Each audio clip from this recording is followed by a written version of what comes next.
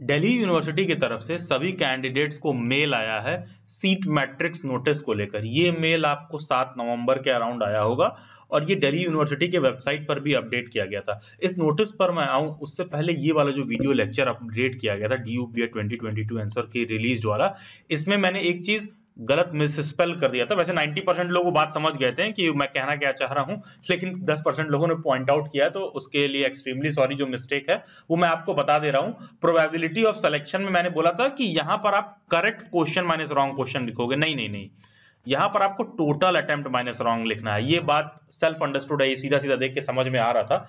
उसके बाद ही मैंने उसको रेक्टिफाई कर दिया है। और आप प्लीज इस फॉर्मेट में कमेंट करिए कि टोटल अटेम्प्ट आपने कितना किया है, करेक्ट क्वेश्चन आपके कितने हैं, रॉन्ग क्वेश्चन आपके कितने हैं, और नेट आपका कितना बच रहा है जिसपे कि आपका रिजल्ट कैलकुलेट होगा। तो नेट आपको कैसे कैलकुलेट करना है, टोटल जो आपके करेक्ट क्वेश्चन है माइनस जो रॉन्ग क्वेश्चन है डिवाइडेड बाय 4। इसका एक एग्जांपल मैं आपको दिखा दे रहा हूं कि इस एग्जांपल के थ्रू आप समझ सकते हैं कि टोटल अटेम्प्ट आपने किया है 68, करेक्ट क्वेश्चन आपने किया है मान लो 60, रॉन्ग क्वेश्चन किया है मान लो आपने 8।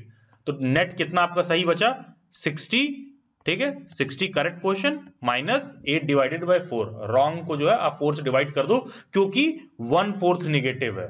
ठीक है, तो 60 माइनस 8 को आप 4 से डिवाइड करोगे तो हो जाएगा 2।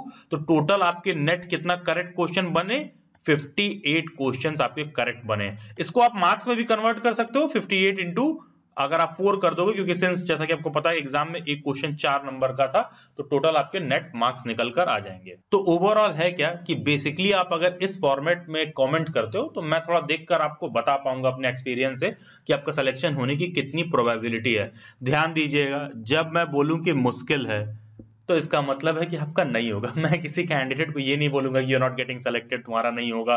क्योंकि देखो अभी आंसर किया आया है तो अभी आप इस बात को समझोगे। ये DU BEd का बहुत ही डार्क रियलिटी है। इसमें सीट इतना कम है कि आप देखिएगा अच्छे खासे लोगों का सिलेक्शन नहीं होगा। और मेजॉरिटी ऑफ लोग, आप लोगों में से जो लोग उम्मीद कर रहे थे कि नहीं मेरा हो जाएगा एकदम DU में हो जाना चाहिए, आप लोग देखोगे कि अच्छे खासे कैंडिडेट्स का उसमें भी नहीं हो रहा उसके बाद भी। तो कोई भी कैंडिडेट जब इस तरह का कमेंट करता है और मुझे मैं बोलूं कि मुश्किल है तो इसका मतलब है कि नहीं होगा। बहुत मुश्किल है तो मतलब एकदम डैम श्योर है कि नहीं होगा।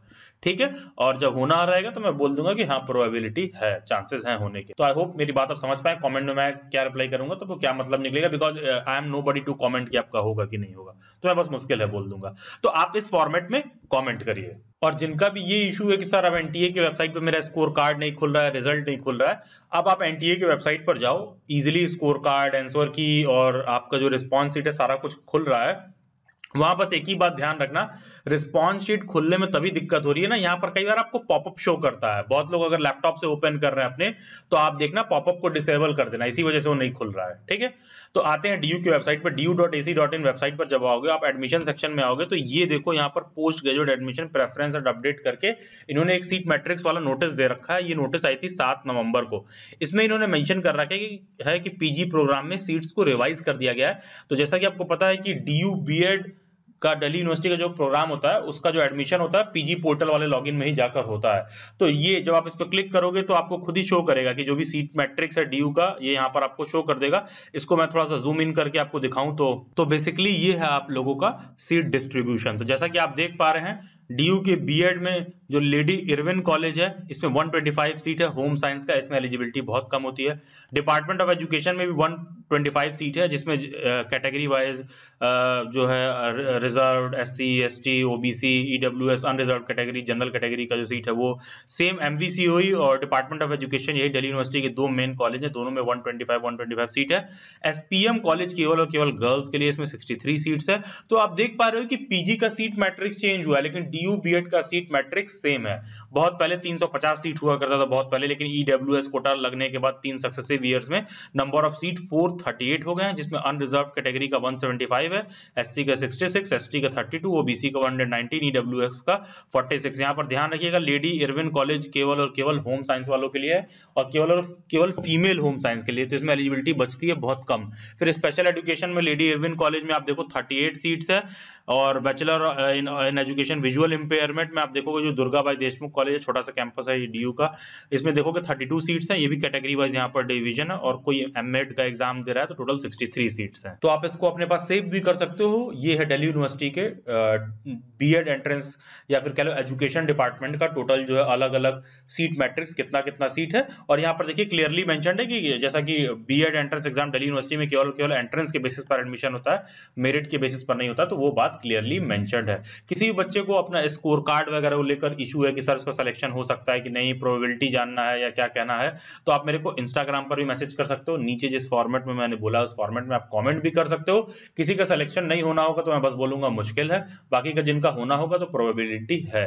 कोई भी और डाउट के लिए आप मेरे को इंस्टाग्राम पर भी जुड़ सकते हैं, इसका लिंक डिस्क्रिप्शन बॉक्स में दिया हुआ है, ये या फिर ये यूजर आईडी आप इंस्टाग्राम पर सर्च करें। और जो भी कैंडिडेट्स ऐसे हैं कि नहीं अभी भी उनको डीयू बीएड को लेकर कुछ डाउट है, तो आप दिल्ली बाइट्स की वेबसाइट विजिट करिए delhibytes.in पर। जब आप delhibytes.in पर आओगे तो यहाँ ब्लॉग सेक्शन दे रखा होगा। जब आप ब्लॉग सेक्शन में जाओगे सबसे पहला डीयू बीएड का ब्लॉग दे रखा होगा। इस ब्लॉग को आप ओपन करके एडमिशन से रिलेटेड आपको कोई भी डाउट या क्वेरी है सारा कुछ आप यहाँ पर पढ़ सकते हो। रिजर्वेशन को लेकर कोई डाउट है, पेडागोजी को लेकर कोई डाउट है, अन्य कोई भी आपको डाउट है, सारा कुछ यहाँ पर लाइन बाय लाइन मैंने लिख दिया है। एक एक चीज आप पढ़कर सब कुछ समझ सकते हो। अच्छा एक चीज ध्यान रखिएगा, अभी जैसे जैसे जब कट ऑफ आएगा तो स्टूडेंट्स को उसमें भी बहुत कंफ्यूजन होता है। एक्चुअली क्या है ना, डीयू बीएड में जो कट ऑफ की लिस्ट बनती है ना वो पेडागोजी 1 के बेसिस पर बनती है, ठीक है, पेडागोजी 2 के बेसिस पर नहीं बनती है। ये पहले भी मैं बहुत सारे वेबिनार मीट या वीडियो लेक्चर्स में क्लैरिफाई कर चुका हूँ। पेडागोजी 2 का कोई लेना देना नहीं है कट ऑफ बनने में, पेडागोजी 1 के बेसिस पर टोटल कट ऑफ बनता है। और मुझे लगता है अब तक आप लोगों ने एनटीए की वेबसाइट पर जाके अपना आंसर की वगैरह देख लिया होगा, और जैसे जैसे आप नेगेटिव मार्किंग कैलकुलेट किए होगे आपको लिटरली ये वाली फीलिंग आई होगी। अरे अभी से देख, आराम से देख, आराम से देख, आराम से देख।